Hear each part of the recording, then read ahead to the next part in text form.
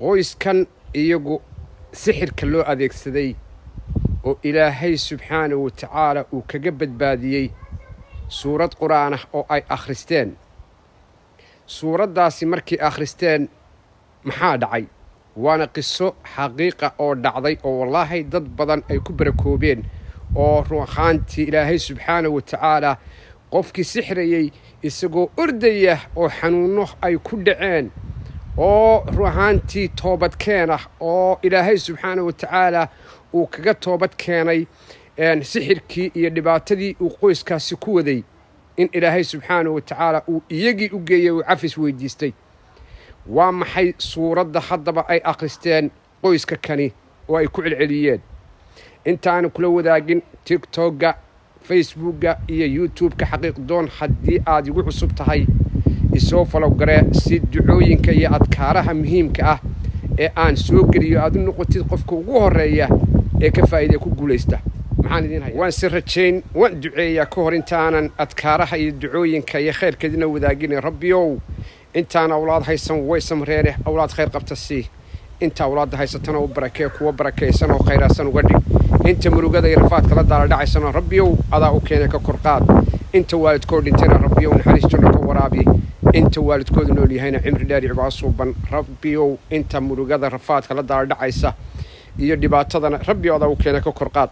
alxamdulilah rabbilcaalamiin. indho aanu wax ku aragno, dhega aanu wax ku maqalno, gacmo aanu wax ku qabsanno, lugaanu ku soconno, caqli aanu xumaanta iska ilaalino, wanaagana dadku farno. ilaahayo waa mahadda adiga ayaana siiye. alxamdulilahi rabbilcaalamiin. wallaahi dad badan ayaa sariirta jiifa oo ay tuubooyin ku socdaan oo meel allaale meelay ka raadiyeen caafimaad waaye lacag kasta oo ay haystaan. alxamdulilahi rabbilcaalamiin. ilaahu mahadnaq. maxaan maanta idiin hayaa suuradda tan ee ay akhristeen, gaar ahaan aayad oo ruuxaantii ay ku celceliyeen qoyska kani. sheekada ayaan idiin kala bixi doonaa sida ay u dhacday iyo qoyskaasi sidii damcay in loo wanjaro oo loo sixro iyo sixirkaasi uu qaban waayey iyo waxa ay akhristeen. maxay akhristeen qoyskaasi? sideese alle uga badbaadiyey? aan idiin kala baxo sheekada. isbuucii saddexaad saaxirka oo xanuunsanay markii u soo laabatay, saaxirkii wuxuu u sheegay oo uu ku yidhi, ninkan sixirkayga waa uu qaban la'yahay, wax aanan adeegsaninna ma lahan ilaa waxaan adeegsaday sixirka sufliga ah, yacni waa sixrul aswadka, sixirka madow midka ugu daranna weeye sixirada. waxaa xanuunkii ku sii ziyaaday haddaba saaxirkii. kadib ilaahay subxaanahu wa tacaala ayaa waafajiyey saaxirkii inuu towbad keeno. towbaddii buu ilaahay waafajiyey, wuu islaamay. wuxuu raadiyey ninkii uu sixrayey ayuu u tagay.